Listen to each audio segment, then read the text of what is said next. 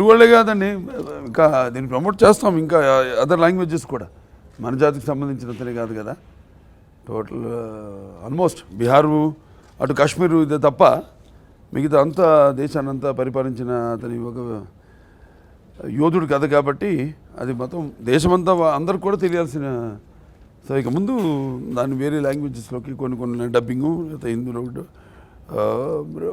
Sub టైటిల్స్తో release చేయడం అది జరుగుతుంది. ఇంకా ప్లానింగ్ జరుగుతుంది. ఇదండి మరి వాళ్ళ ప్లానింగ్ ఎట్లా ఉందో నాకు ఐడియా లేదు. మేమంతా వీటిలో ఉన్నాం. ఇప్పుడు త్వరలో డిసైడ్ చేస్తా ఉన్నాం. 2 కోట్లు ఇచ్చి మన కోట్లింగాల అక్కడ స్టార్ట్ చేశారు. బట్ ఏదైనా చాలా సంతోషంగా ఉందండి.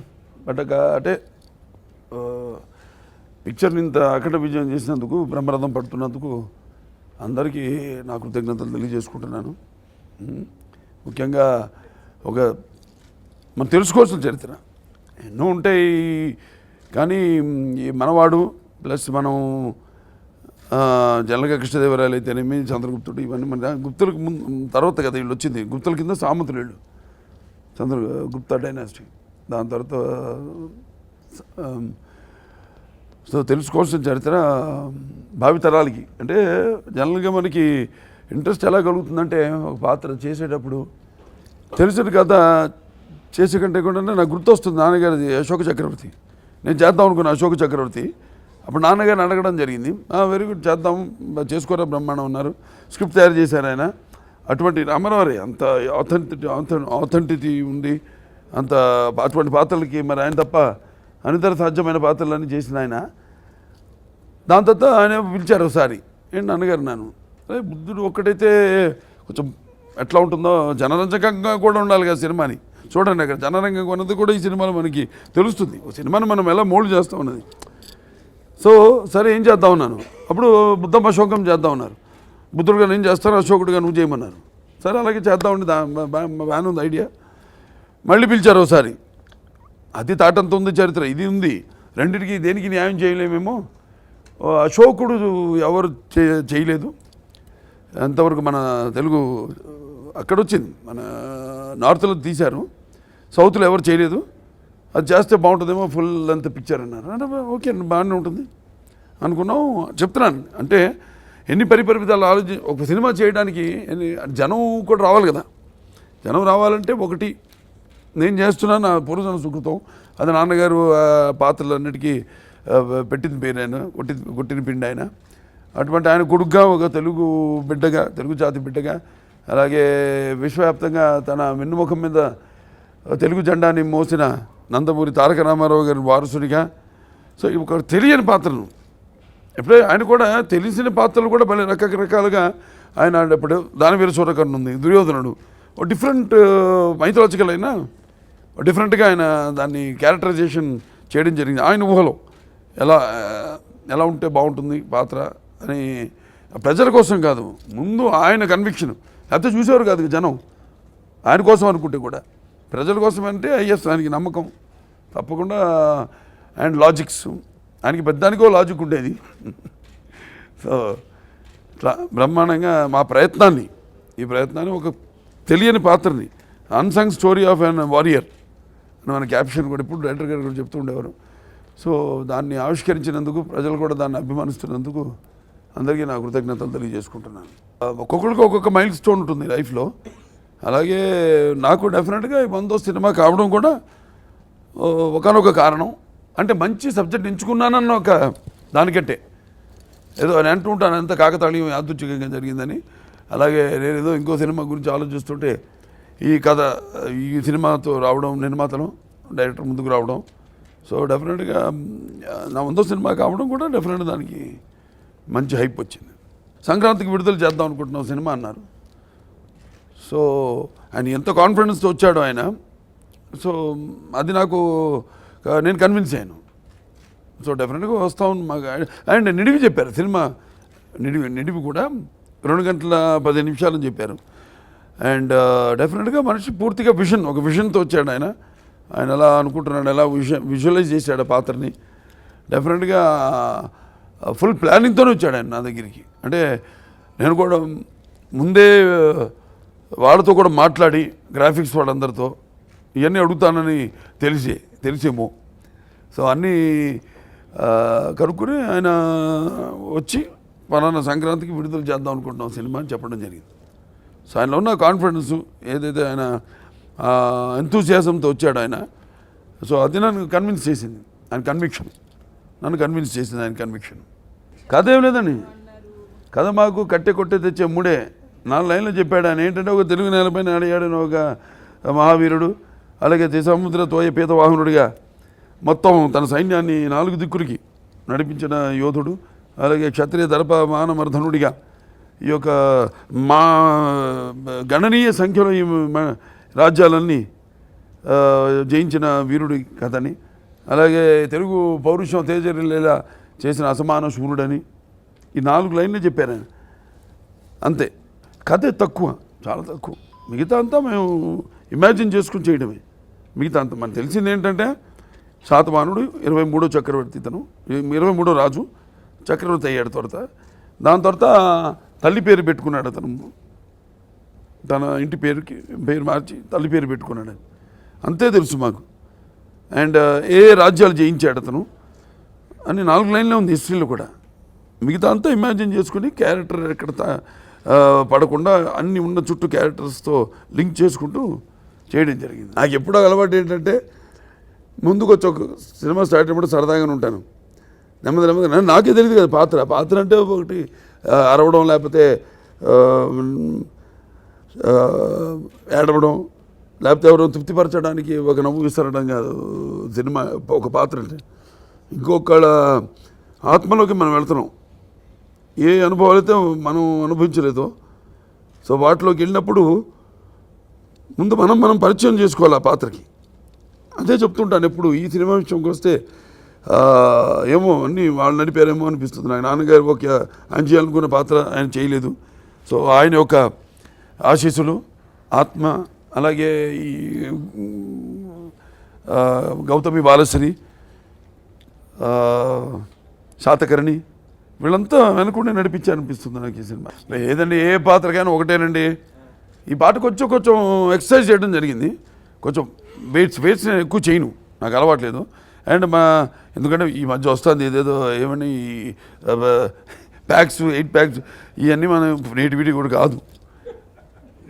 చూడరు, నువ్వు చొక్కా తీసి చూపిస్తే ఎవడు చూడడం మన వాళ్ళు. నేటివిటీ ఇప్పుడు నార్త్ చేస్తే ఒప్పుకుంటారు వాళ్ళు. ఒక నేటివిటీ మన దగ్గర ఇప్పుడు మన కోడి రామ్మూర్తి గారు ఉన్నారు మన చరిత్రలో. ఎలా ఉండేవాడు మనిషి, దిట్టంగా మంచి దృఢంగా ఉండేవాడు ఆయన. సో మన నేటివిటీ మంది. నేను దీన్ని కొంచెం వెయిట్ సేవ్ చేయడం జరిగింది. అయినా ఏమని చేసినా కూడా పాత్ర అలా మోల్డ్ అవుతుందని నాకు తెలియదండి. పాత్రతో కూడా బాడీ మోల్డ్ అవుతుంది కొంచెం.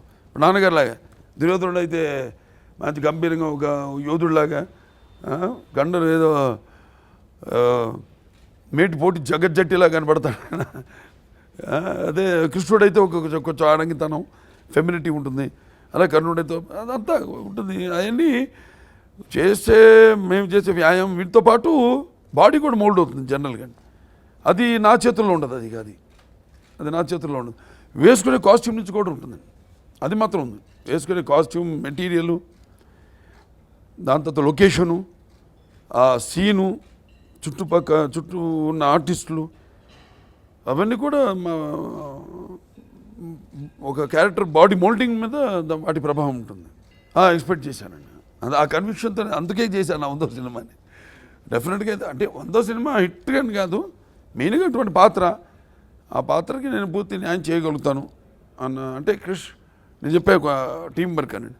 సో కాబట్టి designing of the film, total film designing నాకు కాన్ఫిడెన్స్ ఇచ్చింది.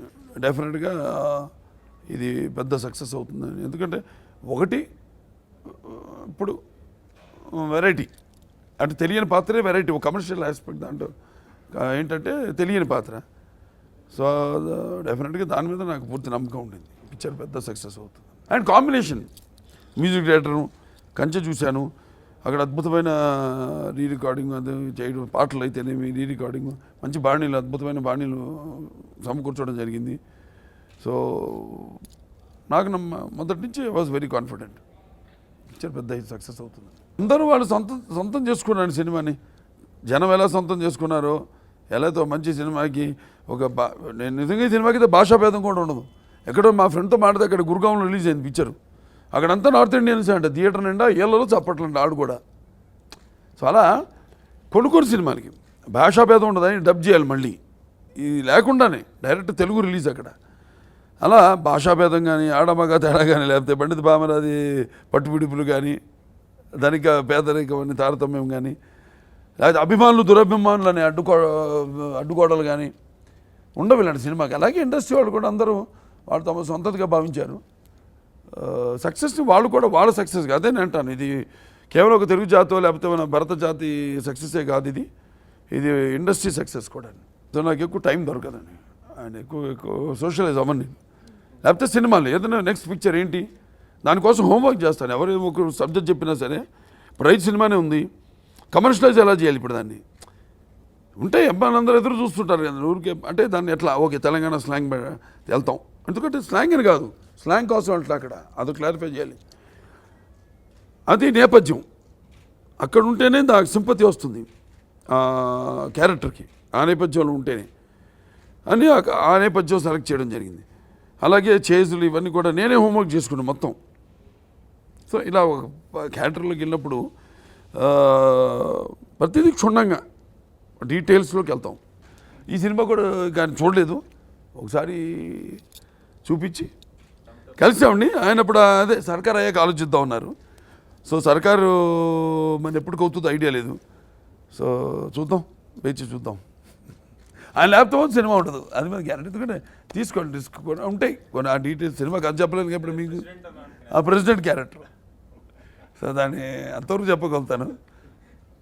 దానికి అంటే ఒక పాత్రలోకి వెళ్ళినప్పుడు ఇక అంతే ఊహించుకుంటే. ఇప్పుడు నయనతార అన్నాను, హేమమాలిని గారు అలా ఈ సినిమాలో, అక్కడ రామరాజ్యంలో నయనతార అంతే. అమితాబ్ బచ్చన్ గారు కూడా డెఫినెట్గా ఆయనే అన్నారు. అప్పుడు అది ఏదో సినిమా ప్రమోషన్కి వచ్చినప్పుడు అన్నారు ఆయన, ఒక 1000 మందిలో నిలబడి ఉన్న పాత్ర అయినా సరే నేను చేయడానికి రెడీగా ఉన్నాను తెలుగులో అని. ఇది 1000 మందిలో కాదు, అందరినీ శాసించి ఉన్నతమైన క్యారెక్టర్ అది. 5-6 రోజుల క్యారెక్టర్ అది, ఎక్కువ రోజులు కూడా ఉండదు, కానీ అంత ఇంపార్టెన్స్ ఉంది క్యారెక్టర్కి. సో ఆ క్యారెక్టర్ ఆయన చేస్తేనే ఉంటుంది సినిమా, లేకపోతే ఉండదు. ఆ సినిమా ఉందండి, ఐడియా ఉంది, చేస్తాను తప్పకుండా.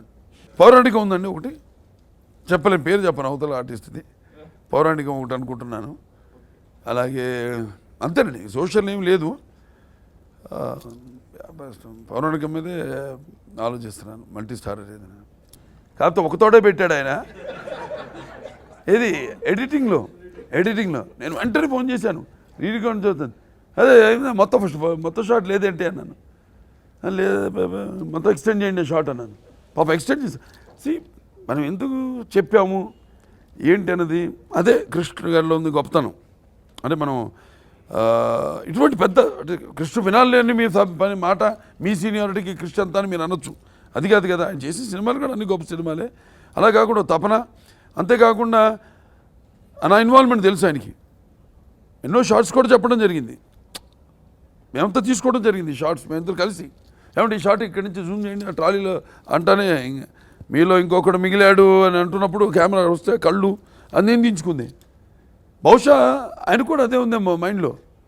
మేము ముందా నేను అడగల, వెంటనే బ్రహ్మాండం తీశారు ఆయన. మళ్ళీ పోరాటాల్లో కొన్ని కత్తి టీజర్లో పెట్టే ఒక కత్తి నుంచి అది నెత్తటి చుక్కలు రావడం అవన్నీ. సో ఇలా బాగా కెమిస్ట్రీ మా ఇద్దరికి కుదిరింది. ఆయన ఆవేశం నా ఆవేశం, ఆయన విషను నా విషను అన్నీ బాగా కలిసిందండి. ఎందుకంటే ఒక్కొక్కసారి మేము అనుకునేవాళ్ళం షార్ట్ ఇక్కడ బాగుంటుందని నేను అనేవాడిని, అదే అనుకున్నాను. ఇటు తిరిగేలోపు కెమెరా పెట్టేసి రెడీగా అక్కడే ఉండేవాడు కరెక్ట్గా కెమెరా కూడా. అలా బ్రహ్మాండమైన ఒక కెమిస్ట్రీ ముగ్గురు మధ్య, మా ఇద్దరి మధ్య కాదు, కెమెరామెన్తో కూడి బ్రహ్మాండమైన కెమిస్ట్రీ కుదిరింది మాకు. చెప్పే కదండి, ఏదైనా ఒకవేళ కొన్ని నేను ఎవరు చేయలేరు నా ఊహకి, నా స్థాయికి, అంటే నా ఊహల స్థాయికి ఎవరు చేరుకోలేకపోతున్నారు అనిపిస్తే తప్పకుండా చేస్తాను. అవన్నీ ఇంకేమనుకోలేదండి. డైరెక్టర్ నుంచి కూడా నేను ఏదైనా వేడి కొట్టిస్తానని నాకు అలవాట్లేదు. ముందే కూర్చొని ప్లానింగ్లు అబ్బో అవన్నీ చేయడాలు నాకు అసలు అలవాట్లేదు. రేపు తదాసు దేవతలు, రేపు మన తదియ ముహూర్తం ఉంటాం, మంచి మూడ్లో ఉంటే తీసుకెళ్ళి కెమెరా ముందు నిలబెట్టి షాట్ తీయడమే, అలాగే వేడివేడికి ఇచ్చే వడ్డించడమే. దానికోసం ప్రిపరేషన్ ఏం చేయండి. అందుకే సినిమాలు వస్తాయంటే యాక్చువల్లీ ఒక ఇద్దరు టాప్ హీరోలు సినిమాలు వస్తారంటే కాంపిటీషన్ ఉంటుందండి డెఫినెట్గా.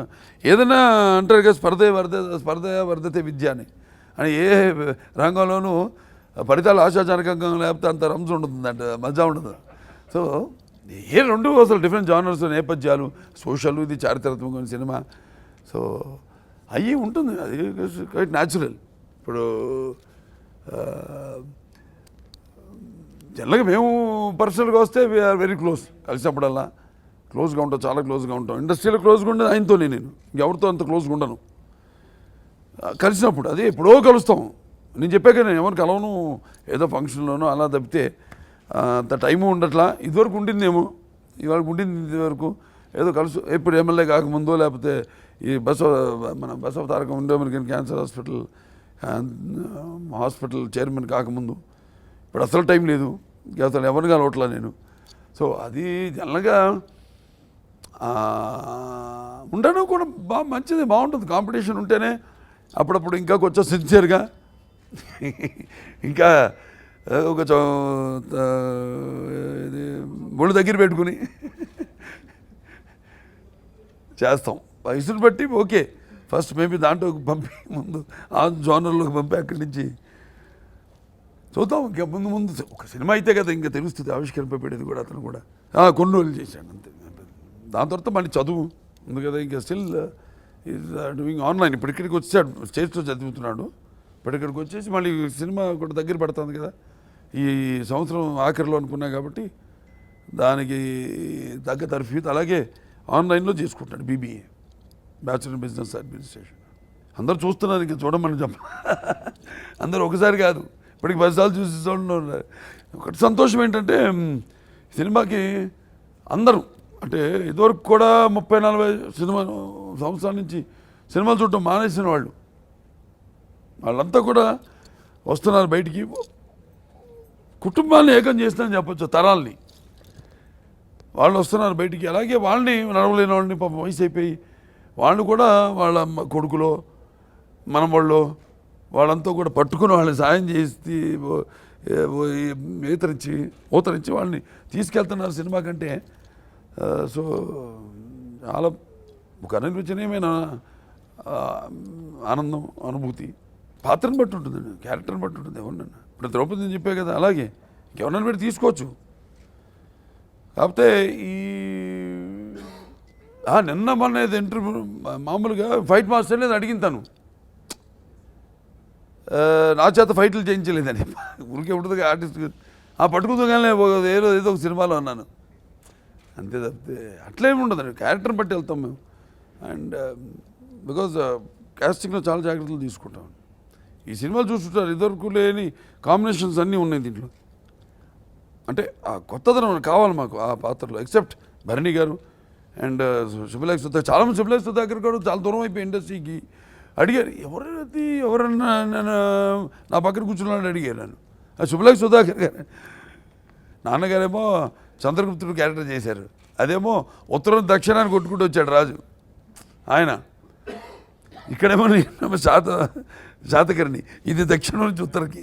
సో ఇద్దరు తండ్రి కొడుకులు కలిసి మొత్తం భారతదేశాన్ని. స్క్రిప్ట్ వర్క్ కాదు కానీ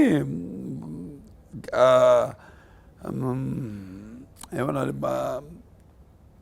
బ్రహ్మాండంగా వచ్చింది ఊళ్ళో అనుకుంది. అంటే దాని మీద ఏమి ఫుల్ స్క్రిప్ట్ చేయడం అదేం జరగలేదు. అదంతా 2 నిమిషాల పని అయిపోతుంది. ముందు మనకు కాన్సెప్ట్ అద్భుతంగా ఉంది. అది సో డెఫినెట్గా చేస్తాను సినిమా. వీలైతే నేను మోక్షు ఇద్దరు కలిసి చేయగలిగింది అది ఒక్కటే సినిమా అనుకున్నాను నేను. అతో చెయ్యం కూడా ఇంకా దారిలో అతను వెళ్తాడు. అంటే అలా కుదిరిన సబ్జెక్ట్, మా అబ్బాయిని పెట్టాలని కాదు ఆ సినిమాలో ఉంది లేని సబ్జెక్ట్ అది. దాస్ గారికి సభాపూర్వకంగా నేను ధన్యవాదాలు చెప్తున్నాను, నా కృతజ్ఞతలు చెప్తున్నాను. ఎందుకంటే నేను ఫస్ట్ ఇంటర్వ్యూలో చెప్పాను, అది రాలేదు, దయచేసి ఇది వేయండి ప్లీజ్. అన్నయ్యతో నేను కలిసినప్పుడు అన్నయ్య మీరు అందంగా ఉండడమే 51%.